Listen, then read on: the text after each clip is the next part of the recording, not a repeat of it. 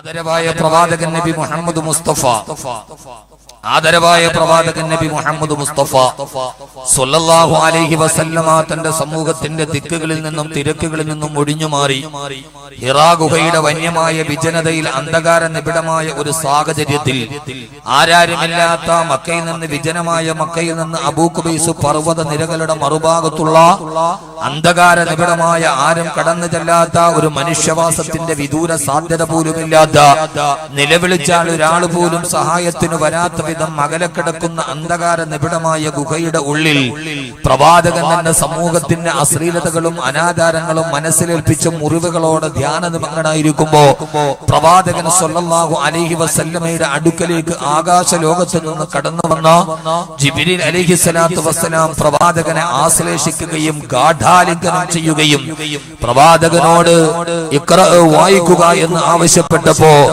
ഇതേവരെ തനിക്ക് പരിചിതമല്ലാത്ത അപരിചിതമായ അസ്വസ്ഥജനകമായ ഒരു സാഹചര്യത്തിൽ ഒരാൾ വന്ന് താൻ ഇതേവരെ കണ്ടിട്ടില്ലാത്ത ഒരു മഹാരൂപം വന്ന് തന്നെ ശരീരത്തോട് കെട്ടിപ്പിടിച്ച് ആലിംഗനം ചെയ്തപ്പോ അല്ലാഹുവിന്റെ പ്രവാചകൻ സ്വല്ലല്ലാഹു അലൈഹി വസല്ലമ ഭയന്നുപോയി.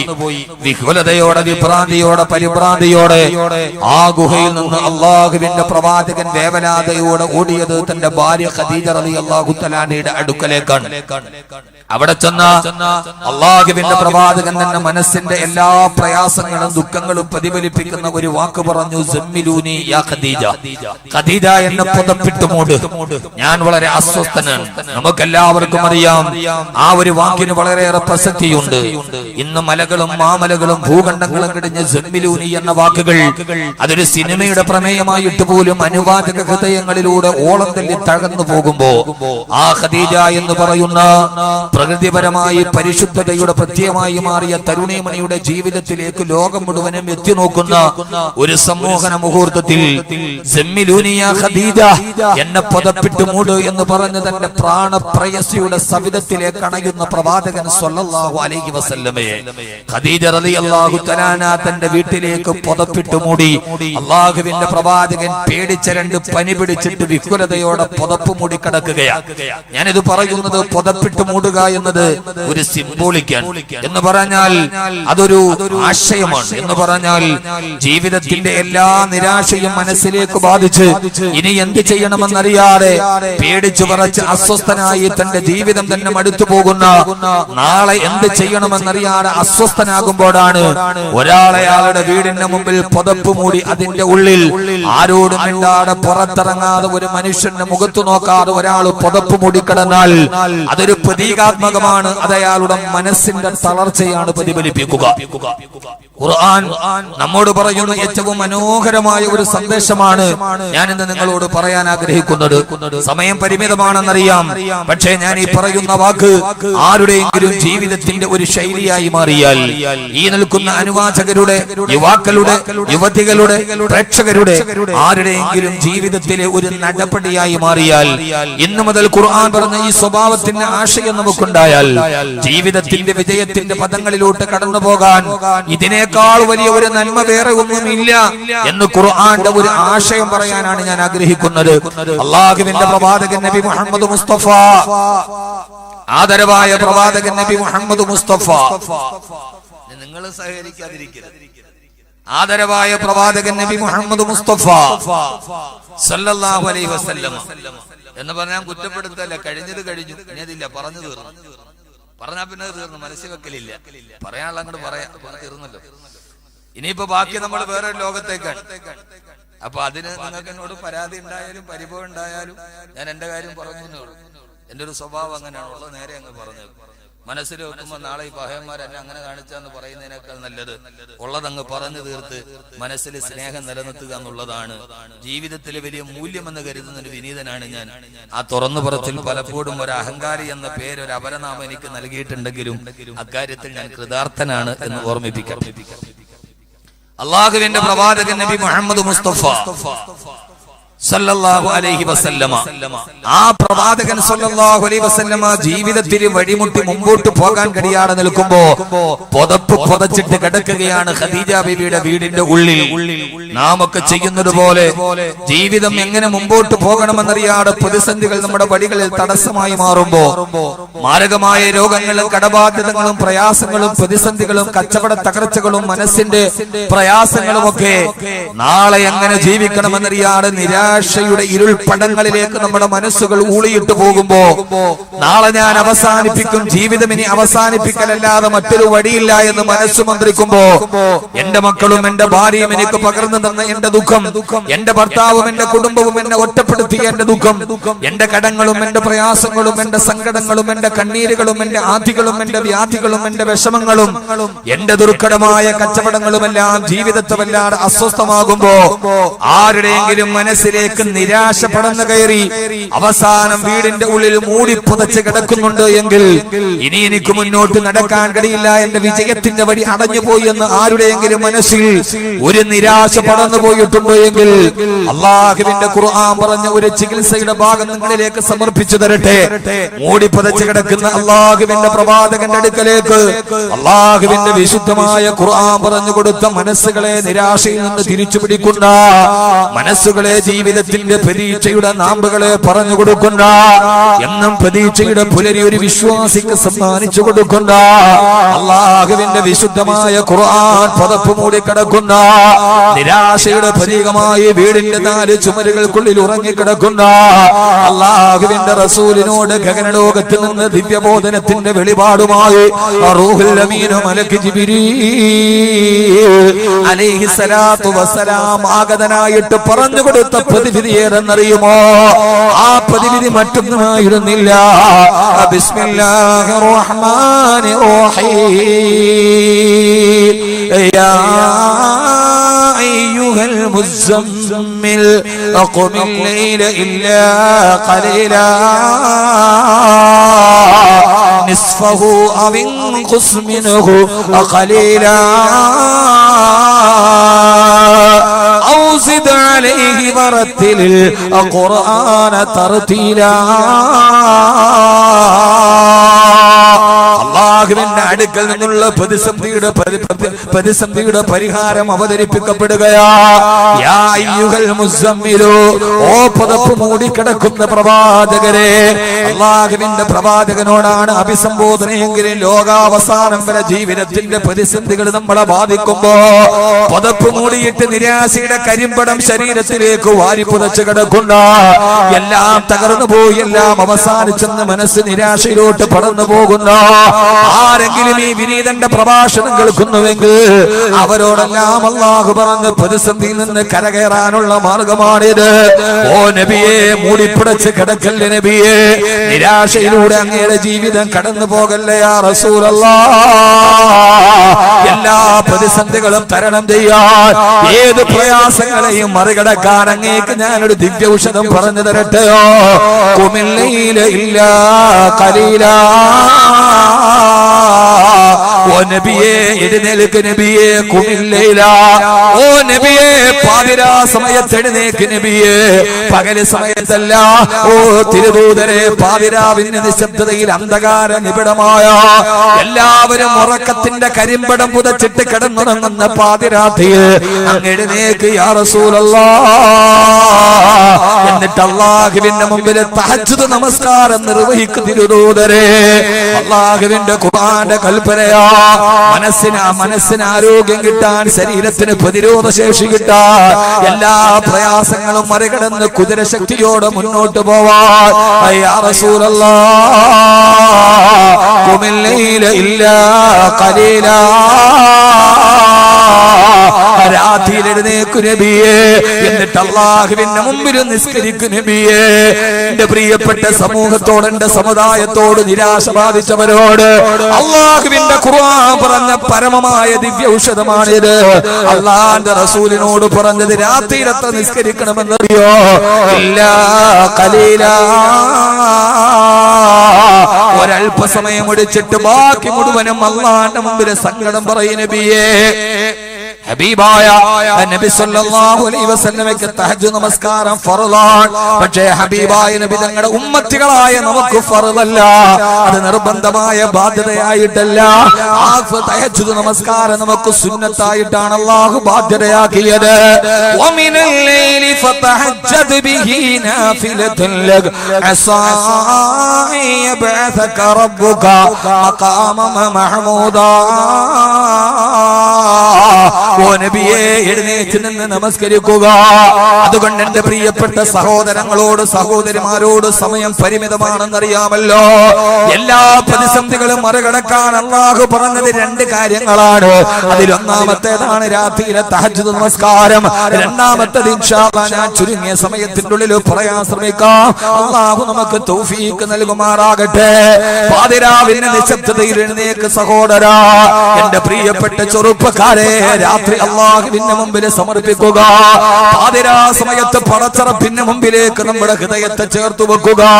എല്ലാവരും ഉറങ്ങിക്കിടക്കുമ്പോ പാതിരാത്രിയുടെ നിശബ്ദതയിൽ എഴുന്നേറ്റ് വുളു എടുത്തിട്ട് അല്ലാഹുവിന്റെ മുമ്പിൽ വന്നിട്ട് അല്ലാഹുവിനോട് പറയണം, അല്ലാഹുവേ, എന്റെ ജീവിതം പ്രതിസന്ധികളിലാണല്ലോ, എങ്ങോട്ട് ജീവിക്കണമെന്ന് എനിക്കറിയില്ല റബ്ബേ. എന്റെ കുടുംബം എനിക്ക് എതിരാകുന്നു, എന്റെ ഭാര്യ എന്നെ വഞ്ചിക്കുന്നു, എന്റെ ഭർത്താവ് എന്നെ ചതിക്കുന്നു, എന്റെ മക്കൾ എനിക്ക് മനസ്സമാധാനം നഷ്ടപ്പെടുത്തുന്നു അല്ലാ. കടബാധ്യതകൾ എന്റെ തലയിൽ വരിഞ്ഞു മുറുക്കുന്നു അല്ലാ. മാരകമായ രോഗങ്ങൾ എന്നെ ജീവിതത്തെ മുന്നോട്ട് പോകാതെ പുറകോട്ട് പിടിച്ചു വലിക്കുന്നു റബ്ബേ.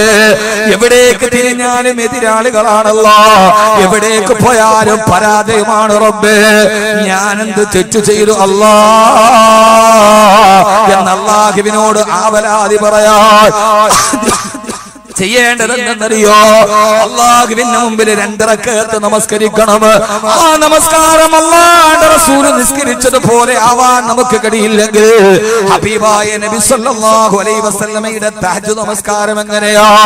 ഒരൊറ്റ റക്അത്തിൽ തന്നെ ഹബീബായ നബി സല്ലല്ലാഹു അലൈഹി വസല്ലമ സൂറത്തുൽ ബഖറയും സൂറത്തുൽ ആല ഇംറാനും സൂറത്തുൽ നിസാഉം അടങ്ങുന്ന ഏതാണ്ട് 4 ജുസോളം ഖുർആൻ ഒരൊറ്റ റക്അത്തിൽ പാരായണം ചെയ്തിട്ടുണ്ട് മുസ്തഫ. സുബ്ഹാനല്ലാഹ് സുബ്ഹാനല്ലാഹ്. ഹബീബായ നബി തങ്ങൾ തഹജ്ജുദിന്റെ ഒരൊറ്റ റക്അത്തിൽ സൂറത്തുൽ ബഖറ, സൂറത്തുൽ ആല ഇംറാൻ, സൂറത്തുൽ നിസാ 3 സൂറത്തുകൾ ഒരൊറ്റ റക്അത്തിൽ നിസ്കരിച്ചിട്ടുണ്ടെന്നാ പറയാ. അതൊന്നും നമുക്ക് അതിശയോക്തി നൽകേണ്ട സഹോദരങ്ങളെ. ഖുർആൻ എന്ന വശ്യമധുരമായ ബ്രഹ്മസംഗീതത്തിന്റെ ഉള്ളിലേക്ക് നമ്മുടെ ഹൃദയം ഒന്ന് ലയിച്ചു പോയാൽ ആ ഖുർആന്റെ അർത്ഥത്തിന്റെ ആഴങ്ങളിലേക്ക് ജയിച്ചിട്ട് നമ്മുടെ നാവുകൾ പാരായണം ചെയ്താൽ അതിനേക്കാൾ മുഴങ്ങുന്നൊരു സംഗീതമില്ല, അതിനേക്കാൾ ഹൃദയത്തെ പിടിച്ചു കുലുക്കുന്നൊരു താളാത്മകതയില്ല. അല്ലാഹുവിന്റെ ഖുർആന്റെ അർത്ഥങ്ങൾ അറിയാമെങ്കിൽ നരകത്തെ കുറിച്ച് പറയുമ്പോൾ നരകം ഹൃദയത്തിലേക്ക് ഓടി വരിക, സ്വർഗത്തെ കുറിച്ച് പറയുമ്പോ സ്വർഗത്തിന്റെ കാഴ്ചകളിൽ മനസ്സിലേക്കുക, അല്ലാഹുവിനെ കുറിച്ചുള്ള ആയത്ത് വരുമ്പോ പടച്ചറപ്പിന്റെ നൂറിനെ കുറിച്ച് ചിന്തിക്കുക, ഈ ഭൂമിയെ കുറിച്ചുള്ള ആയത്ത് വരുമ്പോ ഈ ഭൂമിയുടെ അത്ഭുതകരമായ ദൃഷ്ടാന്തങ്ങളെ കുറിച്ച് പറയുമ്പോ അർത്ഥമറിഞ്ഞിട്ട് അതിലേക്ക് നമ്മുടെ മനസ്സങ്ങനെ പിടിച്ചു കെട്ടുമ്പോ രാത്രിയിൽ 3 സൂറത്തല്ല 30 സൂറത്ത് ഓതിയാൽ നമ്മുടെ മനസ്സിന് തളർച്ച വരില്ല, നമ്മുടെ കാൽമുട്ടുകൾക്ക് വേദന വരില്ല. കാരണം ഹൃദയത്തിലും നാവിലും ഒരേപോലെ ഖുർആനീക ദർശനം വിടത്തി കാട്ടിയ മായൂര പിഞ്ചത്തിന്റെ മഹാവിസ്മയത്തിന്റെ പ്രവാഹത്തിലൂടെ നടന്നു പോകുമ്പോ ആ സംഗീതത്തിലേക്ക് നമ്മുടെ ഹൃദയം ലയിക്കുമ്പോ പാതിരാത്രിയിൽ എത്ര ഓതിയാലും മനസ്സ് മടുക്കാതെ ഓതാൻ കഴിയുക. എന്റെ പ്രിയപ്പെട്ട ചെറുപ്പക്കാരാ, ആയുസ് പലതും കഴിഞ്ഞില്ല മോനെ. സൂറത്തുൽ ഫാത്തിഹ പോലും അതിന് അർത്ഥമറിഞ്ഞിട്ടും മനസ്സിലിരുത്തി ഓതാൻ ഇതുവരെ പഠിക്കാത്ത എത്ര പേരുണ്ട്. രാത്രി സമയത്ത് എല്ലാവരും ഉറങ്ങിക്കിടക്കുമ്പോ പടച്ചറപ്പിന്റെ മുമ്പ് ആകാശ ലോകത്ത് നിന്ന് അവതരിക്കപ്പെട്ട ഖുർആൻ പാരായണം ചെയ്ത് അല്ലാഹുവിന്റെ മുമ്പിൽ സലാം വീട്ടിയിട്ട് പടച്ചറപ്പിനോട് ദുആ ചെയ്യുക. എങ്ങനെയാ ദുആ ചെയ്യേണ്ടതെന്നറിയോ? അല്ലാഹുവേ അല്ലാഹുവേ, എന്റെ പ്രയാസങ്ങളല്ല ഞാൻ ആദ്യം പറയേണ്ടതല്ലാ, അല്ലാഹുവേ പടച്ചറപ്പിനോട് ദുആ ചെയ്യേണ്ട രീതിയാണ് ഞാൻ പറഞ്ഞു തരുന്നത്. അല്ലാഹുവിനോട് പറയേണ്ടത് അല്ലാഹുവേ തഹജ്ജുദ് നമസ്കരിച്ചിട്ട് പൊട്ടിക്കരഞ്ഞിട്ട് പെങ്ങളെ കടമാണ് അല്ലാഹ് മാറ്റി തരണമെന്നല്ല, രോഗമാണ് ശിഫയാക്കണമെന്നല്ല, കടമാണ് വീട്ടിൽ തരണമെന്നല്ല. പടച്ചറപ്പിന്റെ സന്നിധാനത്തിന് മുമ്പിൽ ഒരു യാചകനെ പോലെ പോയി നിന്ന് നിൽക്കണം. എന്നിട്ട് അല്ലാഹുവിനോട് പറയണം അല്ലാഹുവേ ആവശ്യം എന്തുണ്ടെങ്കിലും കുഴയണ്ട, റബ്ബിന്റെ വാതിൽ മുട്ടണം മടിക്കണ്ട. മഹാനായ തടവാ ഉസ്താദ് തന്റെ കാവ്യ പണ്ഡിതങ്ങൾ കൊണ്ട് ലോകത്തിന്റെ മുമ്പിൽ മലയാള ഭാഷയുടെ ഈരടിയോട് അല്ലാഹുവിന്റെ റഹ്മത്തിനെ കുറിച്ച് പരിചയപ്പെടുത്തി തന്ന മഹാനായ തടവാ ഉസ്താദിന്റെ ഈരടി ഇങ്ങനെയാ: ആവശ്യം എന്തുണ്ടെങ്കിലും കുഴയണ്ട, റബ്ബിന്റെ വാതിൽ മുട്ടണം മടിക്കണ്ട. അല്ലാഹുവിന്റെ വാതിലിന്റെ മുമ്പിൽ പോയി നിൽക്കണം. എല്ലാവരും പറയാറുണ്ട് മുട്ടുവിന് തുറക്കപ്പെടുമെന്ന് പറയാറുണ്ട്. ആ ധാരണ മാറ്റണേ മുഅ്മിനേ. മഹാനായ റാബിയത്തുൽ അദവിയ്യ റളിയല്ലാഹു തആല അൻഹ ഒരു വാതിലിന്റെ സദസ്സിന്റെ അടുക്കലൂടെ നടന്നു പോകുമ്പോ വായിൽ പ്രസംഗിക്കുകയാ: അല്ലാഹുവിന്റെ വാതിലിൽ പോയി മുട്ട് തുറക്കപ്പെടും, വാതിലിൽ മുട്ട് തുറക്കപ്പെടും. റാബിയത്തുൽ അദവിയ്യ റളിയല്ലാഹു തആല ചോദിച്ചു അത്രേ, ഇയാൾ ഈ ഉമ്മത്തിനോട് എന്ത് വഴലാണ് പറയുന്നത്? അല്ലാഹുവിന്റെ വാതിലിൽ മുട്ടിയാൽ തുറക്കപ്പെടുമെന്നോ? എപ്പോഴാണ് പടച്ചറപ്പിന്റെ വാതിലടക്കപ്പെട്ടത്? അടച്ചാലല്ലേ തുറക്കേണ്ട കാര്യമുള്ളൂ.